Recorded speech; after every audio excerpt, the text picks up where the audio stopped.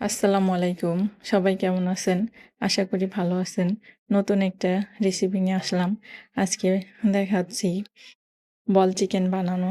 আমি বুকের মাংসগুলা মুরগির ছোট, ছোট করে কেটে নিয়েছি, ব্লেন্ডারে ব্লেন্ড করে নিয়েছি। এরপর একটু সয়া সস, একটু গোলমরিচের গুঁড়া, একটু আদা রসুন বাটা, একটু পেঁয়াজ বাটা দিয়ে একটু লবণ দিয়ে আমি গোল, গোল করে এভাবে বল চিকেনের মতো করে তেল দিয়ে ভেজে নিচ্ছি চুলার জালটা আস্তে দিয়ে। দেখেন খেতে ভারী মজা হয়, বড় ছোট সবারই পছন্দ হবে। হালকা কালার করে ভেজে নিলেই হবে চুলার জাল অল্প দিয়ে। খেতে ভারী মজা।